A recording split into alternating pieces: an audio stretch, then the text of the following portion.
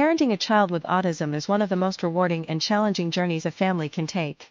If your child sometimes shows behaviors that are hard to manage at home, you are not alone.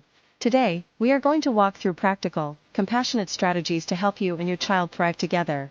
Challenging behaviors are actions that interfere with a child's learning, safety, or ability to connect with others. For children with autism, these behaviors often include meltdowns, aggression, self-injury, repetitive actions, or refusal to transition between activities. These are not acts of defiance. They are forms of communication. Some of the most common behaviors families face include meltdowns, intense emotional responses triggered by sensory overload or change. Aggression, such as hitting or biting, usually signals frustration or unmet needs. And self-injurious behaviors like headbanging often reflect pain or extreme distress. Other behaviors include elopement, when a child suddenly runs away from home or a safe space. Repetitive behaviors such as rocking, hand flapping, or lining up objects, which often serve as self-regulation. And rigid refusal to transition between activities, which can cause significant daily disruption. Here is the most important thing to remember. Every challenging behavior has a reason behind it. Children with autism often have limited ways to express their needs, emotions, or discomfort. When behavior escalates, ask yourself, what is my child trying to tell me right now? That shift in perspective changes everything. Understanding triggers is your first line of defense. The most common triggers include sensory overload from loud sounds, bright lights, or certain textures. Unexpected changes to routine or schedule. And difficulty communicating a want, need, or feeling. When you know the trigger, you can plan ahead. Picture this. It is time to turn off the tablet and get ready for dinner. Your child drops to the floor, covers their ears, and begins crying intensely. This is a transition meltdown. It is not manipulation, it is a genuine neurological stress response. Strategy 1 is building predictable routines. Children with autism rely heavily on routine to feel safe. When the day is structured and consistent, there is far less uncertainty to trigger distress. Use a visual schedule, pictures or simple icons that show your child what comes next throughout the day. Predictability is not a limitation. It is a lifeline. A visual schedule like this one gives your child a clear map of their day. It removes the guesswork and reduces the anxiety that comes with not knowing what happens next.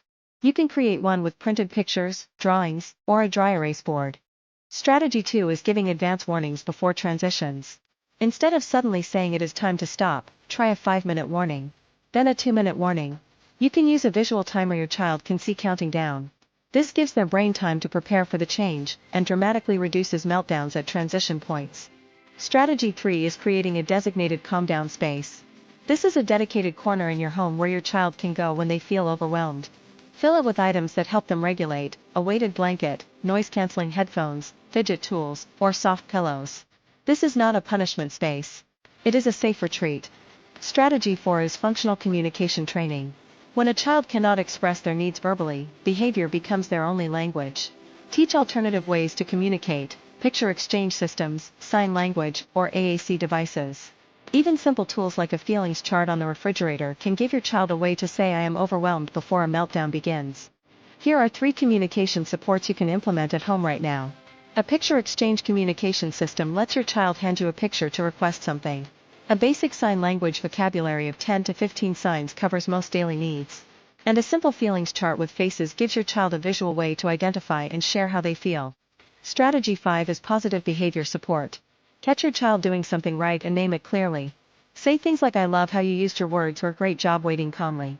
Pair praise with a meaningful reward, a favorite activity, a sticker chart, or extra play time.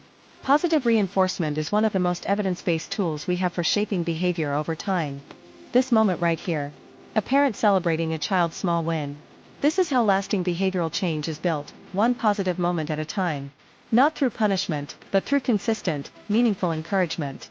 Strategy 6 is sensory regulation.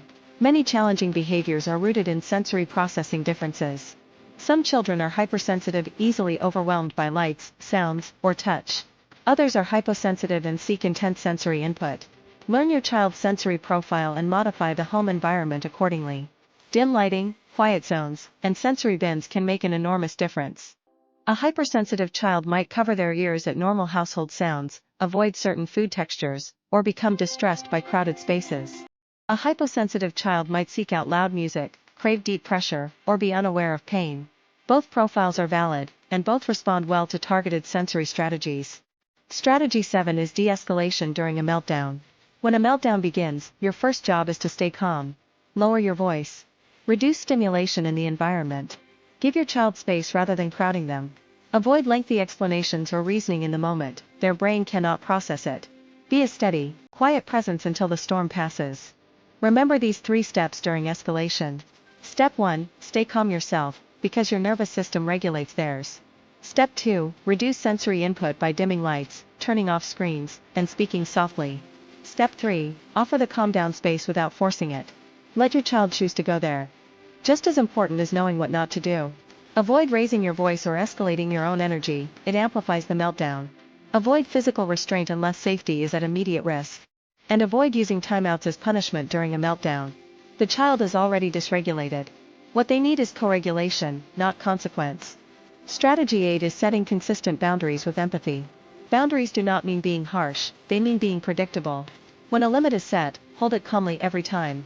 Your child's brain learns from repetition and consistency. Say what you mean what you say, and follow through with compassion rather than frustration. One of the most powerful tools available to you is behavior tracking. Use an ABC chart: antecedent, behavior, consequence.